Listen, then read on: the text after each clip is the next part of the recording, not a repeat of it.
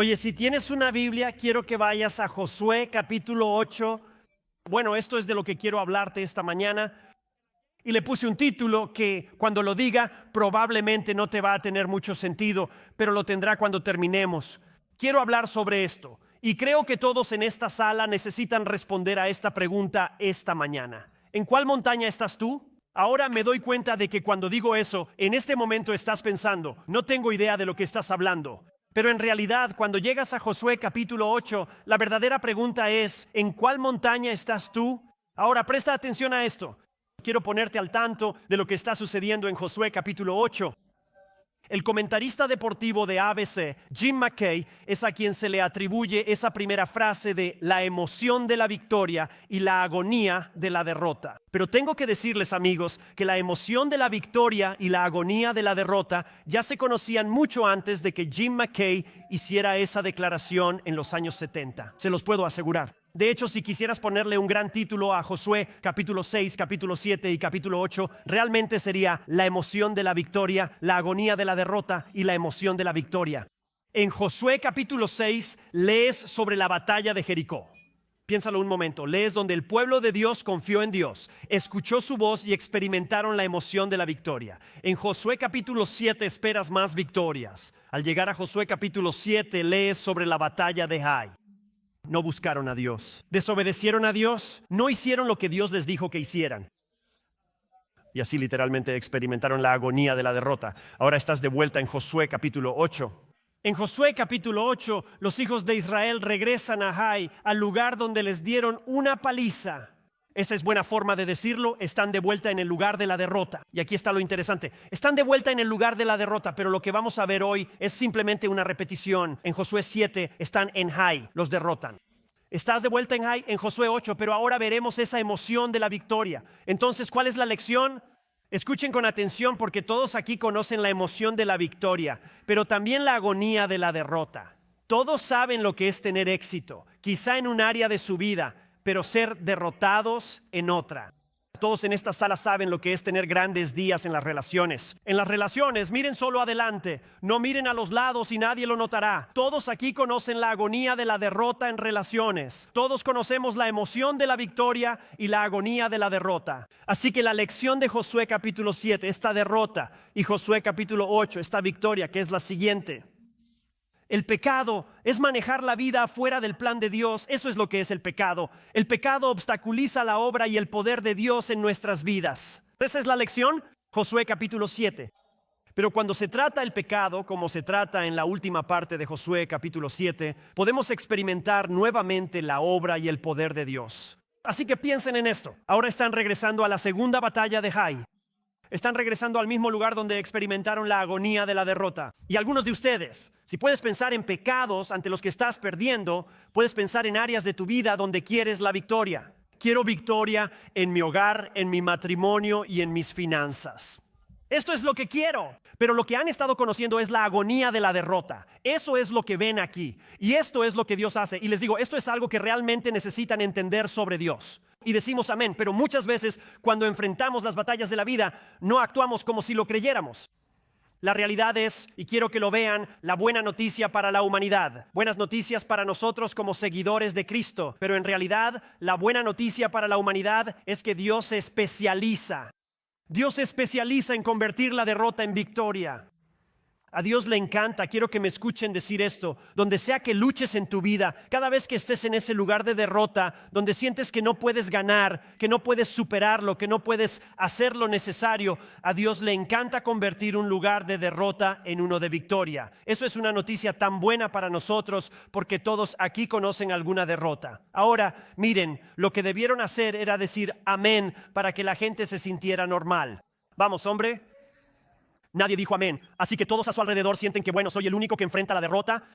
Todos en esta sala conocen algunas derrotas. Todos en esta sala pueden mirar atrás en su vida y ver momentos en los que desearían haber ganado, querían ganar, pero la realidad es que no lo hicieron. Y escúchenme bien mientras les digo esto. La derrota es posible en este mundo porque la Biblia enseña que tenemos 3 enemigos. La Biblia enseña que la derrota es posible para ti. Es posible. Nos molestamos mucho cuando los líderes cristianos caen y pensamos que el Evangelio o la Biblia no son verdaderos porque algún líder cristiano cayó de alguna plataforma. Eso es tan ridículo porque la Biblia enseña esto. David, Moisés, Pedro, todos ellos, grandes fracasos en su vida. La razón por la que enfrentamos la derrota en la vida es porque tenemos 3 enemigos. Hemos hablado de esos 3 enemigos en toda esta serie. Tienes al enemigo, el diablo. Jesús viene a la tierra, se presenta y todos dicen, bueno, yo solo quiero enfocarme en las palabras de Jesús. Jesús dijo, yo he venido para darte vida, pero también dijo, el ladrón viene para robar, matar y destruir. Quiere traer muerte a tus relaciones, a tu manera de pensar, a todo esto. La Biblia dice que enfrentamos al enemigo del mundo, este sistema de valores, este mundo que constantemente nos invita a alejarnos de Dios, apartarnos del plan y deseos de Dios para nuestras vidas al final. La Biblia dice que tienes un gran problema y ese gran problema eres tú. Mañana puedes decirle a todos en el trabajo, fui a esta iglesia y el pastor me dijo que yo era el problema. Les va a encantar, ¿verdad? Pero eso dice la Biblia. Escuchen, tenemos la carne.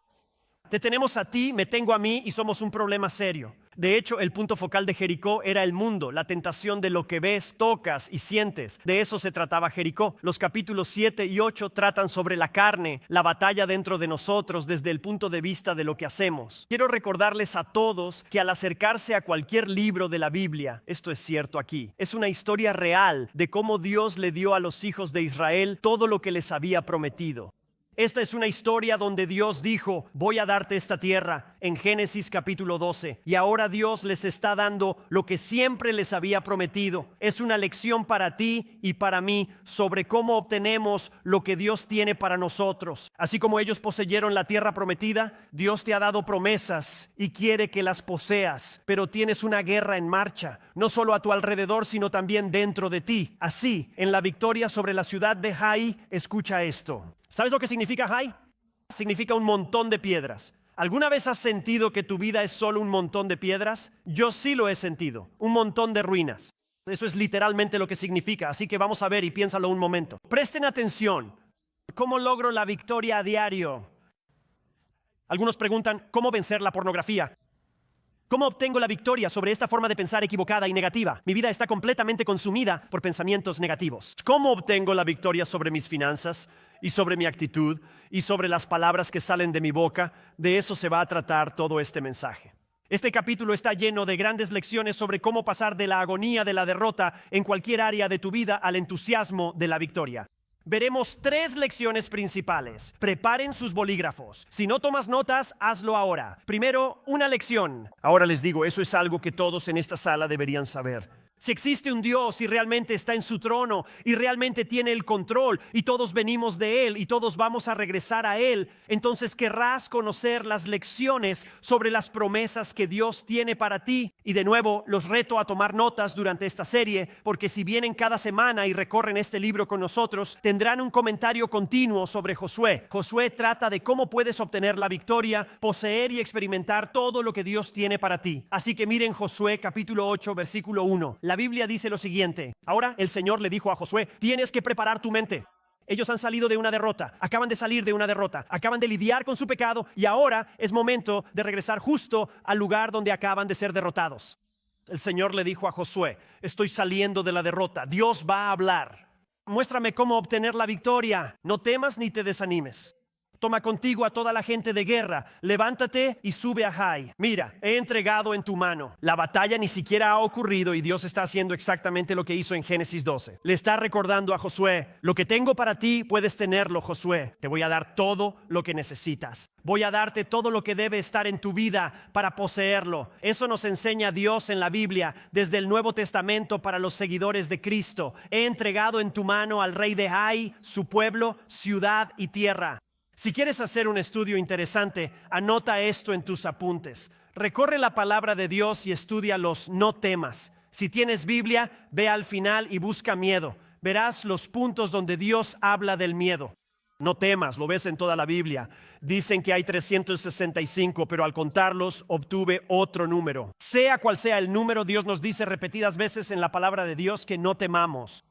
Ahora, ¿por qué dice eso Dios? Digan amén para saber que me escuchan. Siento que yo estoy emocionado y nadie más lo está. Vamos, aquí vamos.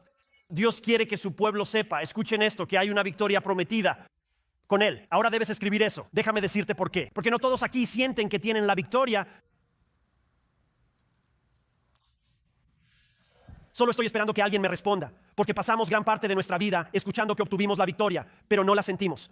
Hay muchas personas que, si fueran honestas esta mañana en su matrimonio, en sus relaciones, en su pensamiento, en su actitud, en su perspectiva, nunca dirían, obtuve la victoria. Y sin embargo, Dios les grita, obtuviste la victoria. Bueno, no siento que tenga la victoria. ¿Qué haces con eso? Si vas al Nuevo Testamento y estudias tu Biblia, anota Romanos capítulo 8. Es un capítulo grandioso de tu Biblia.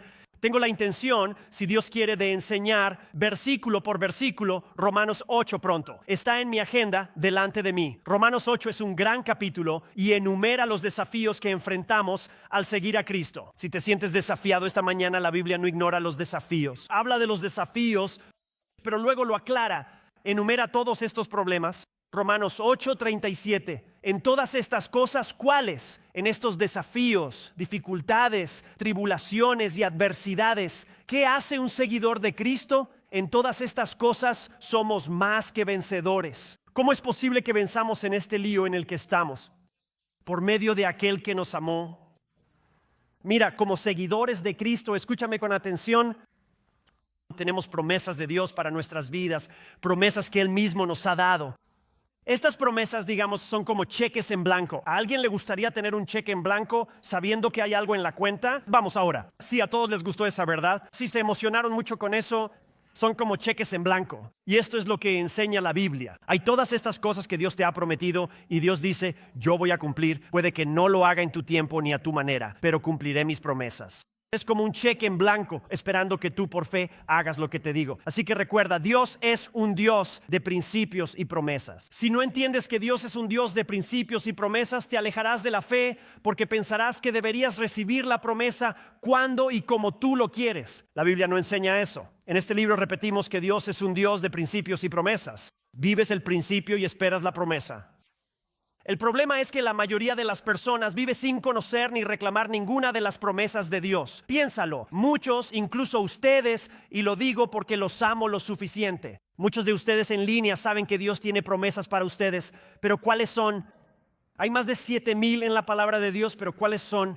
Así que mucha gente pasa su vida sin conocerlas, sin reclamarlas, pero tú sí puedes hacerlo. Y Dios hace estas promesas porque quiere que aprendamos a confiar en Él. Dios dice, yo haré esto. Eso te da la oportunidad de vivir el principio, ver la promesa cumplida y que tu fe crezca en Dios. Pero si no tomas tiempo para vivir el principio, no ves la promesa ni crece tu fe. En el versículo 2, Él hace otra promesa. Miren esto.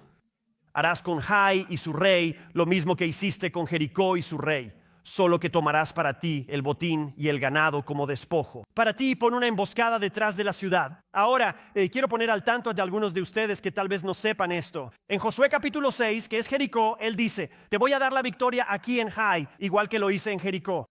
Bueno, en Josué capítulo 6, cuando tomaron la ciudad de Jericó, Dios les dijo, no tomen ningún botín, no tomen nada para ustedes mismos. Quiero que todo lo que tomen vaya al tesoro del Señor. No es para ustedes, es para mí.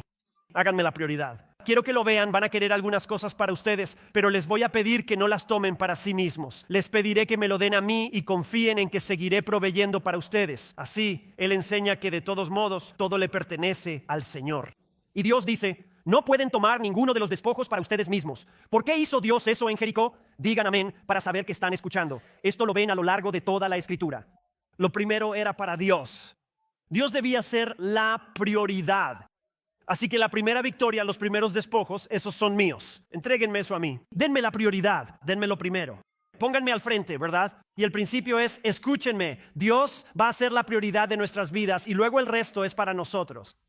Ahora, esto es lo interesante. Acán, si no conocen ese nombre, no pasa nada. De eso trata el capítulo 7. Acán fue un hombre que no escuchó a Dios y tomó algunos despojos para sí mismo. En vez de darle a Dios lo que Dios le había pedido que le diera, se lo quedó para sí. Su problema fue, escuchen, esto es lo que pasó. No estaba dispuesto a esperar a que el Señor le diera, así que tomó para sí mismo. Ahora muchos de nosotros, incluido su pastor, en algún momento de nuestra vida, así es como vivimos. No esperamos ni nos ajustamos a lo que Dios nos llama a hacer. No priorizamos lo que Dios nos llama a hacer. Confiamos en nuestros propios instintos, sabiduría, deseos y ganas y nos lanzamos. Dios iba a darle a Acán lo que necesitaba en Jai, pero Acán no quiso confiar en él en Jericó para esperar hasta Jai y por eso se perdió lo que Dios tenía para él. ¿Por qué se perdió lo que Dios tenía para él? Porque no estuvo dispuesto a vivir el principio y esperar la promesa. Me pregunto, ¿cuántos de nosotros no estamos dispuestos a vivir los principios de Dios y esperar su promesa? Vean el desafío, porque sé lo que algunos piensan. Vamos, intento ayudarles. Llegaron esta mañana, algunos pensaron, aquí está este tipo enseñando el Antiguo Testamento. Esto no se aplica a mí. Ya no creo así, pastor. Bueno, anótalo. Mateo 6:33. Mateo 6:33. Busquen primero el reino de Dios y su justicia. Haz de él la prioridad. Ponlo a él en primer lugar. Todo lo que eres, todo en tu vida debería llegar ahí. Ese versículo significa vive la vida a la manera de Dios. Vive la vida a la manera de Dios. Y luego, ¿qué dice? Y entonces todas estas cosas os serán añadidas. Puedo llevarte al libro de Josué, puedo ponerte allí en Jericó. Y Dios dice, dámelo primero. Va a Jai y le dice, ahora puedes quedarte con el resto. ¿Ven esto? Y por cierto, el único lugar donde Dios les dijo que no podían quedarse con el botín. El único lugar donde Él les dice eso en el libro de Josué fue en el primer lugar. Hazme la prioridad. Confía y espera en mí para la provisión de tu vida. Vive según mis principios. Confía en que cumpliré todas mis promesas. Aunque no puedas tocarlo, verlo o sentirlo ahora, confía en mí y te daré lo que necesitas. Eso aprendimos aquí. Cuando tenemos problemas, la mayoría de las veces deberías anotar esto como seguidor de Cristo. Donde nos metemos en problemas, donde yo me he metido en problemas en mi vida, es cuando pongo las cosas fuera de orden. Donde los seguidores de Cristo realmente se meten en problemas es cuando ponen la vida fuera de orden. ¿Y sabes qué es tener la vida fuera de orden? Tendemos a amar las posesiones materiales más que los principios del Maestro. Voy a hacer una pausa para dar énfasis en eso. Tendemos a desear lo que podemos tocar, lo que podemos sentir, lo que podemos ver. Tendemos a basar nuestra vida en lo que podemos tocar, ver, sentir, tener o experimentar, pero la Biblia no enseña eso ni es así. Mira, piensa en esto. Tenemos todos estos despojos en Jericó y Dios dice, no los toques, déjalos para mí, no los tomes para ti mismo. Luego llegas a Ai. Muchos vemos a Dios como alguien que nos quita o retiene cosas, pero lo que Él enseña aquí es, confía en mí en lo que te llamo a hacer y yo te daré lo que necesitas. Normalmente queremos lo importante primero y a Dios después. O viviré para Dios mientras mi vida esté bien y todo esté en orden y esté experimentando todo lo que quiero experimentar y teniendo todo lo que quiero tener. Entonces alabaré a Dios. Pero mira, eso no es verdad. Alabanza es alabar a Dios cuando no puedes verlo o entenderlo, porque confías en que Él lo cumplirá. Y Dios dice que así no es como funciona. Ponme a mí primero y entonces yo proveeré todas las cosas que necesitas en la vida. Si Acán solo hubiera esperado, Acán muere, toda su familia muere si vuelves y lees el capítulo 7. Y si él solo hubiera esperado, habría recibido lo que Dios tenía para él. Y chicos, estoy por decir algo difícil, pero es verdad. Tenemos que estar dispuestos a esperar en el Señor. Una de las grandes lecciones que estamos aprendiendo aquí es que los principios de Dios toman tiempo. Pero aquí está el asunto. Dios no está limitado por tu tiempo ni el mío. Su tiempo es perfecto. Eso estuvo bien. Eso estuvo bien. Así que tenemos que ser capaces de caminar en obediencia y esperar la promesa. Esa es la lección. Esa es la primera lección sobre las promesas de Dios. Dios enseña en toda su palabra, como Mateo 6:33, que debemos tener la capacidad de caminar y vivir el principio, incluso cuando no experimentamos la promesa, porque sabemos que Dios es confiable. Eso fortalece nuestra fe, aumenta nuestra resistencia y nos permite ver lo que Dios quiere que veamos. He dicho esto durante años. Lo único peor que esperar en Dios, algunos de ustedes piensan, no puedo decirles cuántas veces he visto personas que han contemplado el divorcio. Y oraron para que Dios obrara en su cónyuge, obrara en su pareja. Y de repente se cansaron y tiraron la toalla. Justo entonces Dios empieza a obrar en el cónyuge. Ellos dicen, ya terminé, debieron hacerlo aquí. ¿Ves? Eso no es esperar en la promesa de Dios ni confiar. Dios al final obra, pero ya terminamos porque queríamos hacerlo en nuestro tiempo. No puedo contar las veces que he visto esto. Donde nos rendimos, donde cedemos, donde nos damos por vencidos, donde tiramos la toalla y no confiamos en Dios. Pero la lección aquí es que tenemos que ser capaces de caminar en obediencia y esperar la promesa. Porque lo único peor que esperar en Dios es desear haberlo hecho. Número 2, una lección sobre los planes de Dios. Una lección sobre los planes de Dios. Recuerden, en el versículo 1, el Señor le dijo a Josué el plan de Dios. En el versículo 3, Dios le dice, quiero que tomes, no leeré todo porque es una historia. Pueden leerlo hoy y espero que lo hagan. Pero Dios le dice en el versículo 3 que lleve a 30,000 hombres. Ahora escuchen esto. Si no estuvieron aquí para el capítulo anterior, los ponemos al tanto. Si se lo perdieron, no se preocupen. ¿Cuántos llevaron a la primera batalla cuando fueron derrotados? Llevaron 3,000 hombres. ¿Recuerdan lo que hicieron? Dijeron, oh, Jai es pequeño. Nosotros podemos con esto, no necesitamos a Dios. Nosotros podemos con esto. Ahora regresan y Dios dice, quiero que lleves 10 veces más tropas. Salen de noche. Dios dice, quiero que lleves 30,000 hombres y que escuches al Dios del universo. ¿Están escuchando esta mañana? Él dice, quiero que prepares una emboscada. Dios es un gran general en la guerra. Dios le dice en los versículos 3 al 9, esto es lo que quiero que hagas. Por la noche envía a los 30,000 hombres que preparen una emboscada. Josué, quiero que te levantes por la mañana y quiero que tomes 5,000. Quiero que empieces o que tomes a los demás y empieces a marchar hacia la ciudad. Lo que quiero es que marches hacia la ciudad. Cuando te acerques a la ciudad, quiero que te des la vuelta y huyas como si te hubieran derrotado. Al darte la vuelta y huir, te perseguirán y saldrán tras de ti. Haremos que estos 30,000 hombres se embosquen. Ellos entrarán en la ciudad. Cuando veas humo elevarse, ellos lo notarán. Se darán la vuelta y los tendrás atrapados en medio. Incluso el versículo 12 dice, quiero 5,000 hombres al oeste y cerrarán la retaguardia. Este es el plan de Dios. El versículo 8 dice esto, dice que lo harás. De acuerdo con la palabra del Señor, en otras palabras, chicos, tengo un plan para la batalla. Escúchame, en tus relaciones, en tu vida, recuerda que esto es una imagen de la batalla de la carne. Dios dice, oye, estás luchando con la pornografía, con tu actitud, con tu perspectiva, con tus relaciones, contigo mismo. Y Dios dice, tengo un plan para la batalla, tengo un plan para el desafío. Y creo que es importante notar, quiero que todos escuchen esto, la diferencia entre Jericó y Jai. El plan que Dios da para la victoria en Jai es completamente diferente al plan en Jericó. Escuchen esto con mucha atención, esto es enorme. Ni siquiera puedo empezar a enfatizarles lo importante que es esto. Dios tiene planes y estrategias mucho más allá de nuestras mentes y entendimientos limitados. Ahora ven, eso no los sorprendió como debería. Esto es lo que realmente intento decir. Dios es mucho más inteligente que tú. ¿Eso resonó mejor? Vamos. Me sentí mejor diciéndolo así. No sé ustedes, pero yo sí, ¿verdad? Dios es mucho más inteligente que tú. Como algunos tratando de resolver su matrimonio o finanzas. Y Dios arriba diciendo como si no hubiera tenido toda la existencia para averiguar qué necesitas hacer. Así que me sentaré aquí y esperaré a que de repente seas el primero en descubrirlo. ¿Verdad, chicos? Vamos, ¿cierto? En oración decimos, Dios, ¿no sabías que ella hizo o dijo eso? ¿Sabes que ella actúa así y asá? Y si ella hiciera esto o él hiciera aquello, entonces sería como que intentamos informar al Dios que lo sabe todo. Déjame decirte lo que eso nos dice. No somos las personas más brillantes creadas. Deben saberlo. Está bien. Mira, Dios tiene planes y estrategias mucho mejores que los tuyos. Y quiero decir esto, y quiero que me escuches con mucha atención mientras lo digo, y le pido a Dios que esto llegue a muchísimas personas. Digan amén para saber que están escuchando.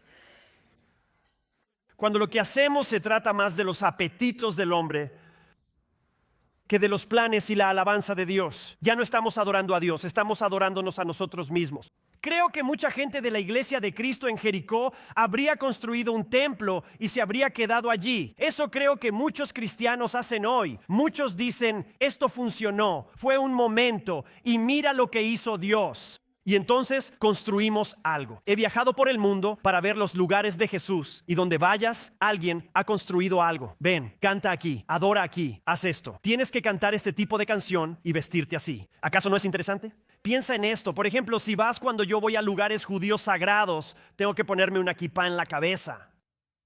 Después llego a este lugar y me dicen, no uses sombrero en el santuario. Piénsalo, en un lugar vas y te dicen que debes cubrirte la cabeza y en el otro, no. Creo que el hombre podría estar estropeando esto un poco, ¿verdad? Creo que podríamos estar creando cosas que no tienen nada que ver con Dios, sino más bien con nosotros mismos, y eso no es adoración a Dios, eso es adoración al hombre. Debemos tener cuidado con lo que hacemos con las cosas de Dios. Tienes que notar la diferencia en esta estrategia. Quiero decir, piensen en esto. Bien, ellos van durante el día a Jericó, van de noche a Jai. Eso es algo completamente diferente. Pero piensen en esto, en Jericó, Dios lo hizo. Solo marchen, griten, yo derribo los muros. Me gustan esas batallas. ¿Alguien puede decir amén? Es como decir, yo voy a orar y tú, Señor, te encargas. Gracias, Jesús. Esas son buenas, ¿verdad? Y en Jai, ¿qué hacen? Ellos pelean. Están enviando 30,000 hombres, otros 5,000 en emboscada y otro grupo viniendo por el frente. O sea, son batallas de gran escala. Las estrategias de Dios cambian. Ahora necesito que digan amén. Los principios de Dios nunca cambian. Pero te voy a decir algo, muchas veces tomamos cosas y las hacemos pasar por Dios. Eso es estrategia, no principio. Y tenemos que tener cuidado con eso. Cuando Jesús vino, ¿por qué reprendía más a los religiosos? Ellos estaban tomando la estrategia y convirtiéndola en principio. Dios quería que se enfocaran en el principio. Uno de los lugares más peligrosos para esto es en iglesias de larga trayectoria como la nuestra. Los principios de Dios nunca cambian, pero los métodos de Dios sí cambian. Aquí ves la diferencia. Dios obra diferente. En Jai no hay milagros. Dios dice, van a pelear, van a ir a la batalla y sus estrategias cambian constantemente. Cuando lees estos versículos, aún así vences. Josué tomó el ejército principal y fuimos y escondimos a los 30,000. Puso a los 5,000 del otro lado, marchó hacia ellos. Se dio la vuelta y fingió que estaba huyendo. Ellos salieron de la ciudad. Todos irrumpen y logran una victoria total y completa. Fíjense en el versículo 7. Os levantaréis de la emboscada y tomaréis posesión de la ciudad, porque el Señor vuestro Dios la entregará. Ahora escúchenme, tenían trabajo. Escuchen, tenían ese trabajo que debían hacer, pero Dios proveyó la estrategia para traer la victoria. Y eso es lo que vamos a aprender esta mañana, estrategia. Por eso nos reunimos, adoramos y estudiamos la Biblia, porque Dios nos enseña qué debemos hacer. La lección aquí es que cuando sigues el plan y la estrategia de Dios y te alineas con lo que Él está haciendo, puedes estar seguro de que Dios obtendrá la victoria. Por eso es tan importante que las iglesias no queden atrapadas en tradiciones, cosas hechas por el hombre y todo ese tipo de cosas. Si no tenemos cuidado, Dios puede obrar diferente, pero hacemos lo nuestro en vez de lo que Dios quiere y perdemos la victoria que solo Él da. Y no me digas que con todas estas iglesias en cada esquina y todas estas naciones no hay un mono muerto en la línea en algún lugar. ¿Podría ser que hacemos cosas humanas en vez de las ordenadas por Dios a las que Él nos llama? ¿Nos estamos perdiendo lo que Dios tiene para nosotros? Pastor, predique, vamos. No se emocionen mucho porque aún tengo mucho que decir. Versículo 27. La Biblia dice que Israel tomó solo el ganado y el botín de la ciudad para sí mismos. Miren esto.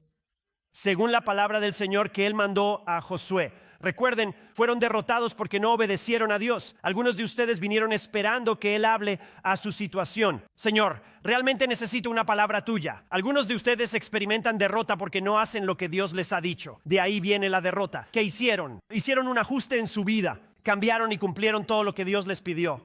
La obediencia trae la victoria. Perdieron la primera vez en Jai. Alabado sea Dios, escucharon a Dios.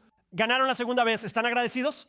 Escúchenme, ¿alguna vez has tenido una derrota en tu vida? ¿Te estás despertando? Muchas gracias. Lo aprecio mucho. Me alegra tenerte conmigo esta mañana. Escúchame con atención. Dios es un Dios de otra oportunidad. Y le doy gracias a Dios por eso. Escucha, nunca permitas que el enemigo te mienta. Pido a Dios que esto llegue a quienes luchan con las buenas noticias de Jesucristo. Dios no es solo el Dios que castiga el pecado.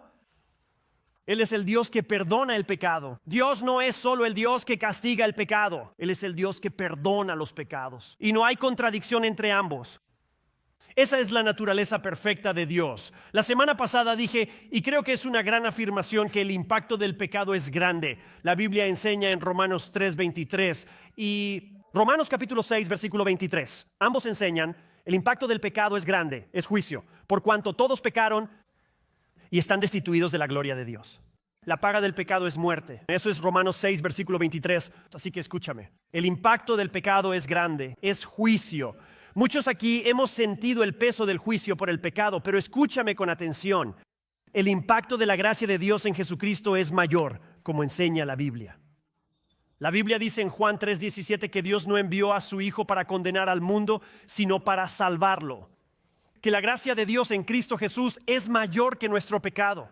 Una de mis historias favoritas, ya casi no se escucha. Hoy todos quieren atacar y hablar sobre cómo pudo este líder cristiano hacer esto. ¿Cómo pudo este líder cristiano hacer eso? ¿Has leído Lucas 22?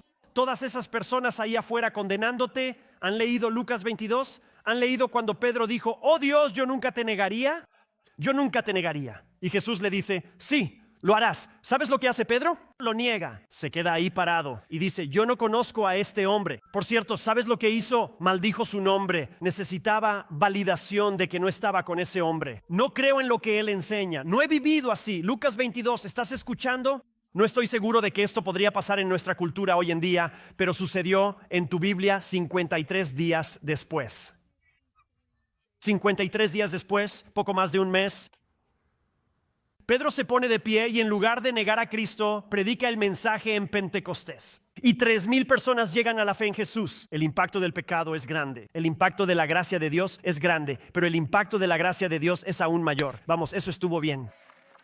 La mayor derrota de Pedro fue una de sus mayores victorias. Y mira, en la misma vida, esa es la grandeza de Dios. Dios ama, y creo que lo ha hecho aquí en nuestra iglesia a través de temporadas y tiempos. Creo que lo ha hecho en la mayoría de las iglesias que han existido por un tiempo. A Dios le encanta convertir un lugar de derrota en uno de victoria. Vamos, hombre, estoy emocionado de poder enseñar esto esta mañana. Deberían estar más emocionados. Aquí vamos. Número 3, hay una lección sobre la provisión de Dios. Una lección sobre la provisión de Dios. Dios dijo que debían destruir completamente la ciudad de Hai. Que a la gente le cuesta eso. Miren el versículo 28. Josué quemó Hai mostrando la provisión de Dios para quienes toman notas y nos aseguraremos de que lo comprendan. Ai quedó como un montón de ruinas para siempre. Escuchen esto, una desolación hasta el día de hoy. Ahora sabemos, y he enseñado esto a lo largo de toda esta Biblia. Escúchenme con atención, les compartí esto. Este es el juicio de Dios sobre los cananeos. Eran un pueblo increíblemente malvado. De verdad, amigos, había un abuso infantil inimaginable. Tomaban a los niños, los ponían sobre un altar y los quemaban vivos. Este era un lugar de maldad inimaginable. Escúchenme con atención.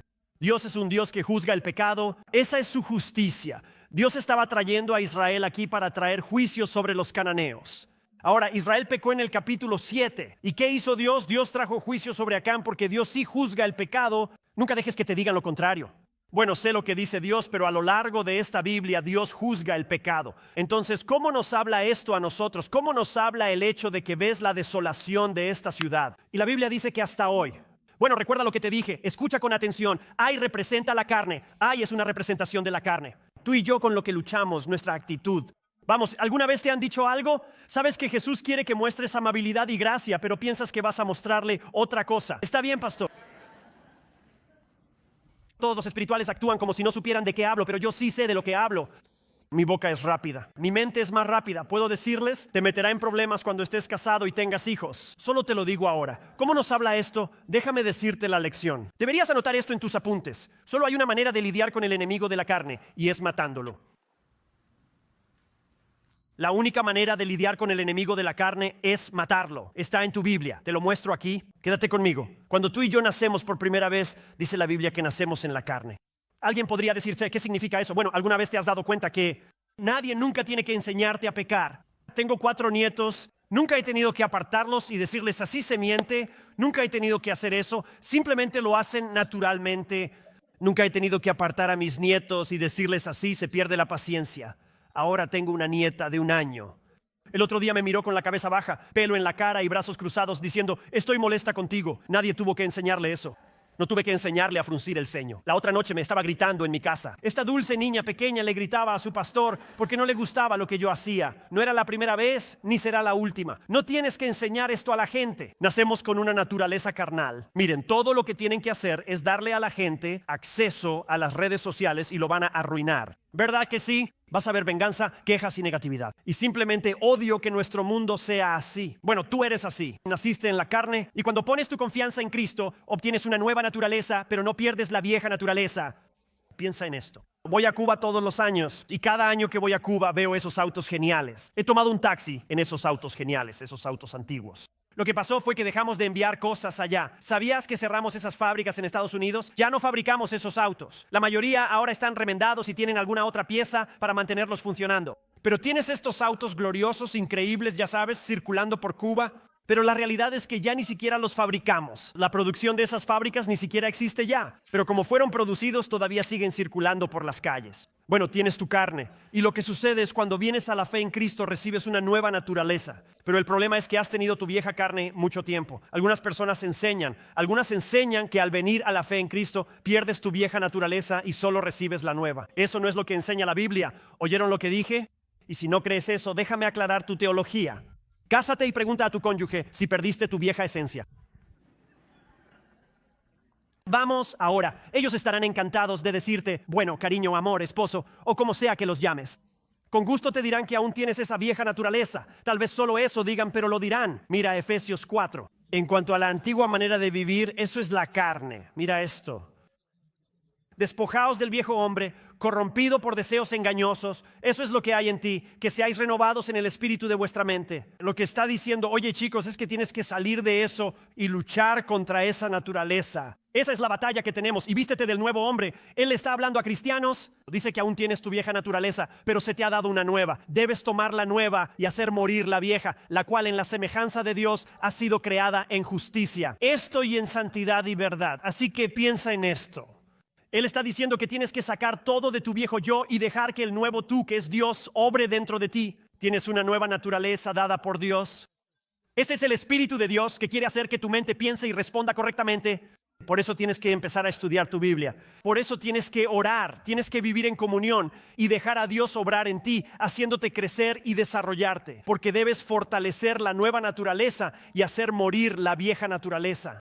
Mira Gálatas 5:17. Te muestro esto, está en toda la Biblia. Porque la carne, déjame decirte qué es eso. Eres tú. Pone su deseo en contra del Espíritu. ¿Quién es el Espíritu? Esa es la palabra de Dios. Es el Espíritu de Dios. Es la voluntad de Dios para tu vida. El Espíritu contra la carne, porque hay oposición entre ambos para que no hagas las cosas que quieres. Muchos pensamos, wow, esa es mi vida. Pablo lo dijo así en Romanos 7. Sé lo que debería hacer. Me doy cuenta de que no lo hago. Sé lo que no debería hacer, pero me encuentro haciendo exactamente eso. Hay una guerra ocurriendo en los seguidores de Cristo. ¿Alguien ha sentido alguna vez esa guerra? Solo quería un minuto para sentirme normal y como 20 de ustedes me lo permitieron. Digan amén para saber si están escuchando. La señal de si eres o no un seguidor de Cristo, y esto va a ayudar así a algunos de ustedes, no es que no tengas malos deseos. La señal de que eres un seguidor de Cristo no es que no tengas malos deseos. Entiendan eso, sino que estás en guerra con ellos. Oh, eso estuvo bien.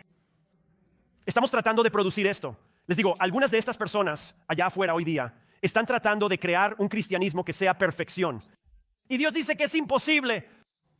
La perfección viene en la próxima vida, no en esta vida. Vamos a fallar, vamos a fracasar. Escúchenme con mucho cuidado. Dios no va a sacar perfección de ti en esta vida porque no puedes ser perfecto. Lo que Dios va a hacer es trabajar la corrección en tu vida, donde Él te convence, te atrae, te enseña, te moldea y te forma. Sí, mejoras, sí, te vuelves mejor. Pero estás en un viaje de conquistar la tierra. Pelearás algunas Jericós, lucharás contra algunas Jais, tendrás algunas batallas en tu vida. Así que deja de pensar que porque un mal pensamiento vino a tu mente o porque fuiste tentado a hacer algo, no eres un seguidor de Cristo. Escúchame. El hecho que prueba que eres de Cristo es que quisiste decir algo, pero no lo hiciste. ¿Verdad que sí? A menudo he dicho que la mayor prueba de que sigo al Señor Jesucristo es esa. No digo muchas de las cosas que pienso cuando la gente me dice algo, solo digo. Entonces, ¿cuál es la solución a todo esto? ¿Cómo vamos a obtener la victoria? Gálatas 5. Me parece interesante que la gente crea que esta guerra no ocurre, pero eso dice Gálatas. Todo Gálatas 5, versículo 24. El contexto es la guerra entre carne y espíritu. Mira lo que dice los que son de Cristo Jesús. Mira, aquí está la palabra. Han crucificado la carne con sus pasiones y deseos. Significa que los han hecho morir. Esto se remonta. Job dijo esto. He hecho un pacto con mis ojos de que no voy a mirar aquí. Él estaba haciendo morir la carne. Por eso cuando lees al salmista y lees algunas de estas cosas y vas al libro de Daniel y habla sobre el hecho de que si yo decido que no voy a hacer esto, él hacía morir su carne. No es que no lo deseara. ¿Por qué José pudo resistir a la esposa de Potifar? Debió de ser una mujer hermosa. Él había hecho morir la carne. ¿Cómo podría hacerle esto a mi Dios? Estoy muerto. Él está vivo, confiando en Él. No quiero leer todo esto. No quería hacerlo, pero lo haré. Mira lo que dice la Biblia en Colosenses 3. Quiero que veas esto. Si has resucitado con Cristo, si eres seguidor de Cristo, sigue buscando las cosas de arriba. Por eso hacemos esto. Donde Cristo está sentado a la diestra de Dios, pon tu mente en la palabra de Dios, en las cosas de Dios, no en las cosas que están en la tierra. Miren, pasa que pasamos casi todo nuestro tiempo mirando al mundo y escuchando a la carne y nunca tomamos lo que le importa a Dios. Ustedes han muerto y su vida está escondida con Cristo en Dios. Mira lo que dice: cuando Cristo, nuestra vida, sea manifestado, también nosotros seremos manifestados con Él en gloria. Por eso vivimos, porque estaremos con Él para siempre. Por lo tanto, consideren los miembros de su cuerpo terrenal, estos deseos, como muertos para la inmoralidad, impureza, pasiones, malos deseos y avaricia, que es idolatría. Porque por estas cosas la ira de Dios vendrá sobre los hijos de desobediencia. Y en ellas ustedes anduvieron antes al vivir allí. Estaban vivos para esas cosas, pero ahora también desháganse de todas ellas. Dejen a un lado la ira, el enojo, la malicia, la calumnia y las palabras abusivas de su boca. No se mientan unos a otros, pues se han quitado el viejo hombre y sus malas prácticas y han tomado el nuevo, que se renueva al verdadero conocimiento, según la imagen de quien lo creó, donde no hay distinción entre griego. Dice: todos los que viven así, no hay distinción entre nosotros. La raza no importa. El trasfondo no importa. El pasado no importa. Lo único que importa es que nos hemos unido como familia de Dios para vivir por Jesús y morir al yo. Mira, cuando pones tu confianza en Cristo para el perdón de tus pecados, la vida que Él tiene para ti es que posicionalmente tu carne fue puesta a muerte. En otras palabras, Dios te dio su espíritu, te abrió a su palabra y te dio la familia de Dios. Él dijo: has estado luchando y batallando con esto, muriendo por esto, pero ahora te he traído aquí y te he dado todos estos recursos. Ahora en tu vida puedes adoptar una nueva mentalidad, aprender cosas nuevas y tener una vida nueva. Y Él dice: así que estás muerto a eso, a menos que permitas que vuelva a la vida. Y está diciendo que a diario tienes que morir a la carne. Él está diciendo que cada día tienes que hacer morir esas cosas en tu vida. Cada día tienes que morir a la carne. Buenas noticias. Cada día tienes que venir a Dios y decir: voy a tener un funeral. Voy a tener un funeral con mi actitud, perspectiva, comentarios, a dónde voy, lo que hago. Estoy dejando morir mis deseos. La Biblia nos enseña que cada vez que tienes un funeral, recibes una resurrección y cobras vida para lo nuevo de Dios. Como dijo Watchman Nee. Watchman Nee dijo: la carne es demasiado mala para limpiarse. Debe ser crucificada. Ahora quiero que escuches. Desde 1776, en esta nación hemos estado tratando de limpiar la carne. Hemos legislado. No puedes hacer esto ni tener esto. No puedes ir ni hacer esto. No puedes hacer aquello. ¿Ha mejorado o ha empeorado? Hemos elegido presidente tras presidente, congresista tras congresista, senador tras senador. ¿Me están escuchando esta mañana? Hemos hecho todo lo posible para poner al hombre en la posición de poder limpiarnos. Las cosas han empeorado. No han mejorado.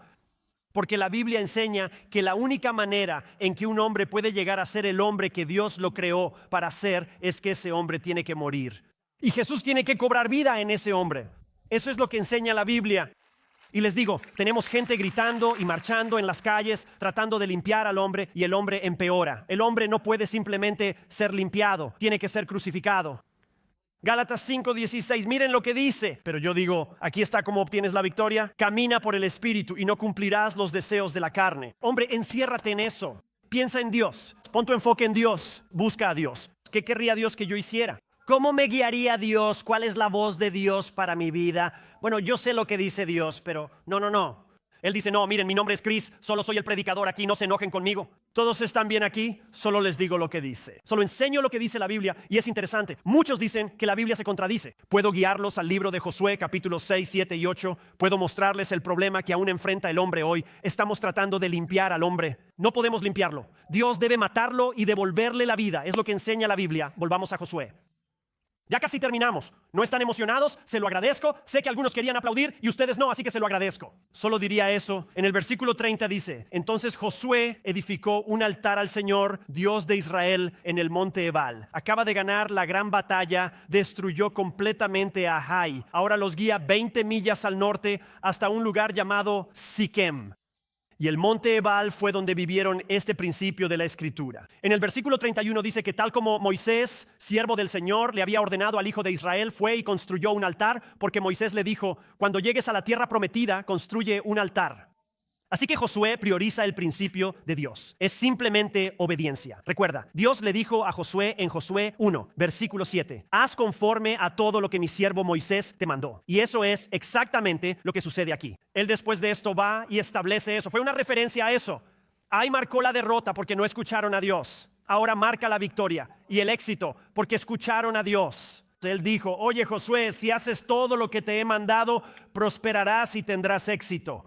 Este pasaje muestra un punto clave. En el versículo 31 y 32 construyen un altar. En las piedras de este altar escriben la ley de Dios. Así que para nosotros diríamos que escriben la palabra de Dios. Escriben los mandamientos de Dios que tenían entonces. Las escriben en estas piedras. Puedes leer eso en Éxodo capítulo 20. Éxodo capítulo 20, también puedes leerlo en Deuteronomio capítulo 27. Bien, puedes leer todo esto. En Deuteronomio 27, Dios ordenó al pueblo, esto quiero que hagan al llegar a la tierra prometida. Así que Josué le dio prioridad al principio, esperando la promesa. Aquí está la lección. Lectura, investigar, recordar, reflexionar en la palabra de Dios. Todo eso es realmente inútil si no ponemos en práctica lo que aprendemos. Mira, creo que lo que está pasando aquí, te amo lo suficiente como para ayudarte a captar esto y verlo en tu mente. Y para algunos, así es como está su vida. Y que Dios nos ayude porque nos enseña esto en la iglesia. Aquí está tu vida. Sí, has venido a Cristo. Sí, en cuanto a tu posición, tienes todo lo que necesitas para obtener la victoria que Dios quiere que tengas. Pero sigues viviendo en la carne en vez de vivir en el Espíritu. Sigues haciendo la vida a tu manera en vez de a la manera de Dios y te preguntas por qué no obtienes un resultado de Dios. Es porque tú no eres Dios y yo tampoco. Y nunca produciremos un resultado sobrenatural siendo seres naturales sin una intervención sobrenatural. No obtendrás un resultado sobrenatural de un ser natural sin intervención sobrenatural. La obediencia a la palabra de Dios da esperanza al pueblo de Dios. Es vivir este libro, confiar en Dios cuando no lo veo, confiar cuando no lo entiendo, hacer las cosas a la manera de Dios aunque no quiera. Esa sigue siendo la respuesta. Así que Josué construye este altar. El propósito del altar era el sacrificio. En el versículo 31 aprendimos que ofrecieron un holocausto y también una ofrenda de comunión. El holocausto representaba expiación del pecado. Ellos estaban sacrificando porque decían, somos pecadores, hemos pecado y estamos haciendo un sacrificio.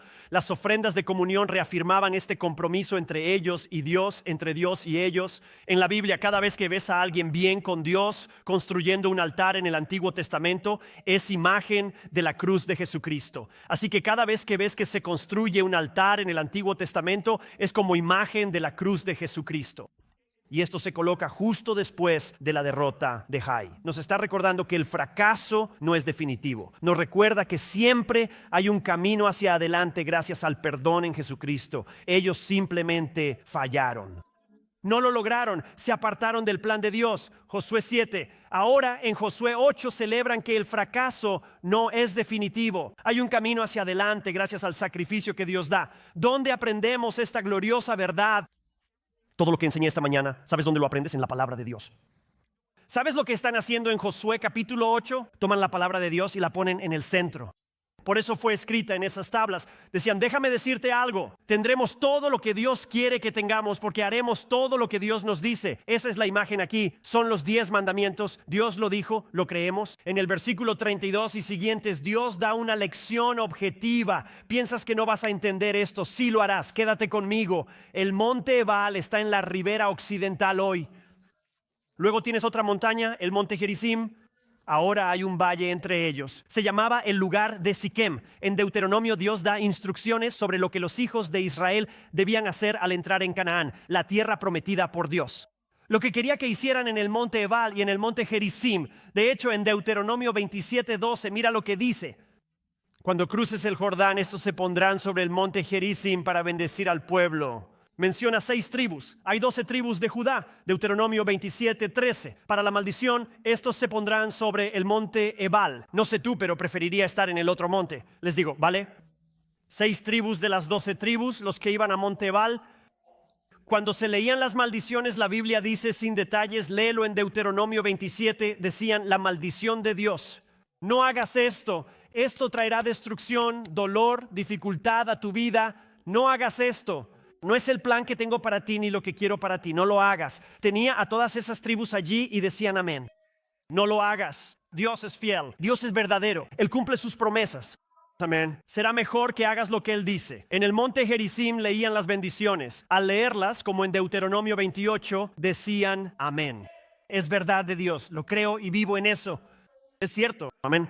Bendícelo. Por eso siempre los vigilo. Digan amén. Así que no lo sabían. Tan bíblico como puedo ser. Todos actúan como si no supieran de qué hablo. ¿Alguna vez han ido a un evento deportivo? Soy fanático de Georgia Tech. Miren, lo bueno de vivir en Arkansas es que a su equipo no le está yendo mejor que a nosotros. Así que está bien. Pero cuando voy a los partidos de Georgia Tech, hacen la animación así. Tienen un lado. Ese lado grita avispas. El otro lado grita chaquetas amarillas. ¿Saben de qué hablo? Actúan como si no, pero sé que hacen su animación de Woo Pig Sway aquí en Arkansas. Ni intenten actuar respetables aquí. ¿Verdad que sí? Ustedes hacen el grito, Woo, háganme el favor. Somos solo chaquetas amarillas. Ustedes hacen más que nosotros. Eso es lo que ven aquí. Es como, están leyendo esto y hay tribus diciendo amén, amén. Y entonces lee sobre las bendiciones. Todo esto tiene que ver con la obediencia. Y puedo decir algo, ¿no creen que algunos probablemente no querían escuchar las maldiciones? Porque algunos eran culpables de eso. Me imagino que incluso entonces algunos no querían oír sobre las maldiciones. Así pasa hoy en la iglesia. Esto es como un servicio de pacto, de adoración. La palabra de Dios está siendo proclamada. El pueblo de Dios está respondiendo. Y es importante porque Dios crecía a su pueblo. Él estaba diciendo, oigan, miren, esto trae maldiciones. No quiero eso para ustedes. Decían, amén, Dios, gracias. Son bendiciones. Esto es lo que quiero para ustedes, lo que Dios te diría hoy. No quiero maldiciones para ustedes, quiero bendiciones para ustedes. Así que di amén, eso es una maldición. No lo hagas. Di amén, es una bendición. Participa de ello. Era la palabra, era la adoración. Ahora, ¿por qué hacía Dios esto? Dios quería dejar claro al pueblo y Dios quiere dejarte claro a ti y a mí que si obedecemos la palabra de Dios, seremos bendecidos. Si desobedecemos la palabra de Dios, seremos maldecidos. ¿Por qué hizo Dios todo esto? Ve al monte Baal, ve al monte Gerizim y construye esto. Y esto es lo que quiero que hagas. ¿Por qué hizo Dios las maldiciones? No entiendo por qué hace todas estas maldiciones. Dios lo sabía. Dios lo sabía. Que nunca alcanzaríamos la perfección. Él sabía que pecaríamos y que la carne prevalecería en nuestras vidas. De hecho, escucha lo que dice la Biblia en 1 de Juan 2. Dice, hijitos míos, les escribo estas cosas para que no pequen. Ese no es mi plan para ustedes. Mira lo que dice a continuación. Gracias a Dios, ese versículo no termina ahí. Y si alguno peca, abogado tenemos para con el Padre a Jesucristo el justo, y Él mismo es la propiciación por nuestros pecados. ¿Sabes lo que significa eso? Propiciación significa alguien que satisfizo la ira de Dios en tu lugar. Jesús la satisfizo. ¿Puedo decirte algo? La ira de Dios estaba cayendo sobre la vida de Chris Dixon. Sé que he pecado y la ira de Dios estaba cayendo sobre mí. Y el Hijo de Dios permitió que la ira cayera sobre él en lugar de sobre mí. Así que yo nunca tendría que enfrentar esa ira. Y dice esto, no solo por los tuyos, no solo por los nuestros, los de Chris Dixon, sino también por los de todo el mundo. Por eso Dios puso ese altar allí. Esto es lo que Dios hace con toda la humanidad. Está en tu Biblia. Algunos dicen que la Biblia se contradice. Dios toma a toda la raza humana y la pone en un valle. ¿Y sabes lo que Dios te dice hoy? Escúchame, sean los días que te queden, escúchame atentamente. Dios dice, tú eliges tu montaña. Tú eliges tu montaña. Puedes tener maldiciones, puedes tener bendiciones. Y te di revelación de lo que traerá maldición. Y te di revelación de lo que traerá bendición. Tú eliges la montaña, puedes elegir la montaña. En tu matrimonio, en tus actitudes y en tus perspectivas, puedes revivir la vieja naturaleza. Puedes ceder a la carne. Puedes hacer lo que creas que es mejor. Puedes seguir tu propio camino. Y esto es lo que el mundo rechaza con furia contra el cristianismo. Se enfurece porque hay maldición. Y Dios está diciendo, espera un momento. Espera un momento. La única opción que tenías era la maldición. Yo soy quien envió al Hijo de Dios a esta tierra para recibir la ira, la pena, el castigo por el pecado. Así que ahora puedes elegir en qué montaña. Y hoy te preguntaría, sinceramente, quiero decir, piénsalo, necesitamos reflexión en nuestra fe en Cristo. ¿Sobre qué montaña estás construyendo tu vida? ¿La estás construyendo sobre las maldiciones o la estás construyendo sobre las bendiciones? Me encanta lo que dijo Charles Spurgeon y con esto voy a cerrar. Escúchame muy atentamente. Guarda la palabra de Dios y ella te guardará a ti. Eso es lo que sucede en este texto.